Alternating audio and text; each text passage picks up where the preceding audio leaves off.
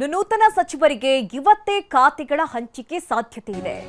ಇಂದು ರಾತ್ರಿಯೊಳಗೆ ಖಾತೆ ಹಂಚಿಕೆ ಆಗೋ ಸಾಧ್ಯತೆಗಳು ಕಂಡು ಬರ್ತಾ ಇದೆ. ನಿನ್ನೆ ತಡರಾತ್ರಿಯವರೆಗೂ ಕೂಡ ಸಭೆ ಮಾಡಿದ್ರು ಸಿಎಂ ಡಿಕೆ ಶಿವಕುಮಾರ್. ಖಾತೆ ಹಂಚಿಕೆ ಸಂಬಂಧ ಇವತ್ತು ಕೂಡ ಸಿಎಂ ಮಾತುಕತೆ ನಡೆಸಿದ್ದಾರೆ. ಹೈಕಮಾಂಡ್ ನಾಯಕರ ಜೊತೆ ಚರ್ಚೆ ಮಾಡಿ ಖಾತೆ ಹಂಚಿಕೆ ಮಾಡಲಾಗುತ್ತೆ. ಸದ್ಯ ಬೆಂಗಳೂರಿನಲ್ಲೇ ಇದ್ದಾರೆ ರಣದೀಪ್ ಸಿಂಗ್ ಸುರ್ಜೇವಾಲಾ. ಖಾತೆ ಹಂಚಿಕೆ ಆದರೂ ಅಸಮಾಧಾನ ಭುಗಿಲೇಳೋ ಸಾಧ್ಯತೆಗಳು ಕಂಡು ಬರ್ತಾ ಇದೆ. ಹೀಗಾಗಿ ಯಾರಿಗೆ ಯಾವುದೇ ಖಾತೆಯನ್ನ ನೀಡಿದ್ರು ಕಾರ್ಯನಿರ್ವಹಿಸುವಂತೆ ಸಚಿವರಿಗೆ ಹೈಕಮಾಂಡ್ ಸಂದೇಶವನ್ನ ಕೂಡ ಕೊಟ್ಟಿದೆ. ನೋಡಿ, ಈಗಾಗಲೇ ಸಂಪುಟದಲ್ಲಿ ಚಾನ್ಸ್ ಸಿಕ್ಕಿಲ್ಲ ಅಂತ ಹೇಳಿ ಯಾವ ರೀತಿ ಬಂಡಾಯ ಎದ್ದಿದ್ದಾರೆ, ಅಸಮಾಧಾನಗೊಂಡಿದ್ದಾರೆ. ಅದನ್ನ ಶಮನ ಮಾಡೋದಕ್ಕೆ ನಾಯಕರು ಪ್ರಯತ್ನವನ್ನ ಮಾಡ್ತಾ ಇದ್ದಾರೆ.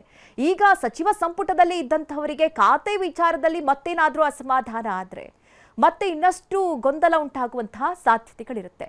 ಹೀಗಾಗಿ ಮೊದಲೆಯೇ ಹೈಕಮಾಂಡ್ ಇವರಿಗೆ ಸಂದೇಶವನ್ನ ಕೊಡಲಾಗಿದೆ. ಯಾರೆಲ್ಲ ಸಂಪುಟ ಸೇರಿದ್ದಾರೋ ಅವರಿಗೆ ಈಗಾಗಲೇ ಯಾವ ಖಾತೆಯನ್ನ ನೀಡಿದ್ರೂ ಕೂಡ ಕಾರ್ಯನಿರ್ವಹಿಸಬೇಕು ಅಂತೇಳಿ ಹೈಕಮಾಂಡ್ ಸೂಚನೆ ಕೊಟ್ಟಿದೆ.